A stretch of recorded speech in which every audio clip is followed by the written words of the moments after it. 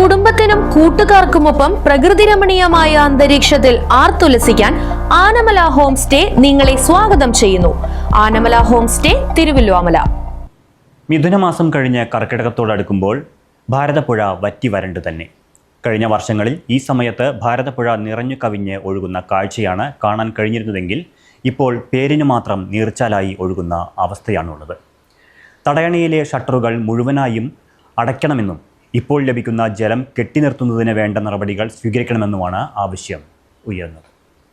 കൊച്ചിൻ പാലത്തിനോട് ചേർന്നുള്ള ഭാരതപ്പുഴ തടയണയിലെ ഷട്ടറുകൾ പൂർണ്ണമായും തുറന്നു വച്ചിരിക്കുന്നതിനാൽ തന്നെ ഒഴുകിവരുന്ന വെള്ളം തടഞ്ഞു നിൽക്കുന്നുമില്ല.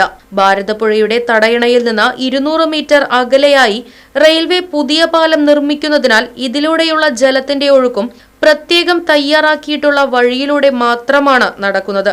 കഴിഞ്ഞ വർഷങ്ങളെ അപേക്ഷിച്ച് ഈ വർഷം പാലക്കാട്, തൃശൂർ ജില്ലകളിൽ മഴ കുറവാണ് ലഭിച്ചിരിക്കുന്നത്.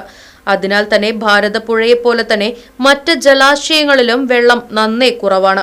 ഈ മാസങ്ങളിൽ ജലലഭ്യത ഉറപ്പുവരുത്തിയാൽ മാത്രമേ വരും മാസങ്ങളിൽ വരൾച്ചയില്ലാതെ ജനങ്ങളിലേക്ക് വെള്ളം എത്തിക്കുവാൻ കഴിയുകയുള്ളൂ. ചേലക്കര നിയോജക മണ്ഡലത്തിലെ 9 പഞ്ചായത്തുകൾ, വടക്കാഞ്ചേരി, ഷൊർണൂർ മുനിസിപ്പാലിറ്റികൾ, തൃശൂർ മെഡിക്കൽ കോളേജ് തുടങ്ങി നിരവധി സ്ഥലങ്ങളിലേക്ക് ജലം ഉറപ്പുവരുത്തുന്ന ഏക സ്രോതസ്സാണ് ഭാരതപ്പുഴ.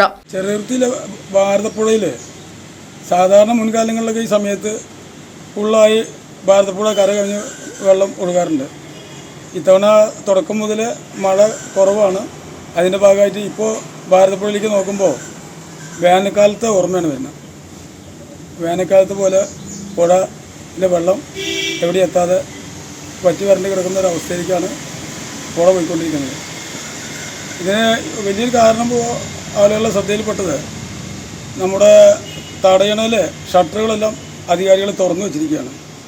എന്താണ് ഉദ്ദേശം എന്ന് മനസ്സിലായില്ല. സാധാരണ വെള്ളം നിറഞ്ഞു കഴിഞ്ഞാൽ അതൊക്കെ അടിക്കൊള്ളം പോകാൻ സാധാരണ തുറന്നു വയ്ക്കാറുള്ളത് പോലെ ഇപ്പോൾ തുടക്കം മുതൽ തടയേണ്ട ഷട്ടറുകൾ തുറന്നു വെച്ചതുകൊണ്ട് ഭാരതപ്പുഴയിൽ വെള്ളമില്ല. ഈ പെട്ടെന്നിങ്ങനെ ഈ തടയണ ഷട്ടറുകൾ തുറന്നു വയ്ക്കാണ്ടായ ഒരു കാരണം അവിടെ മണലെടുക്കുന്നുണ്ട്.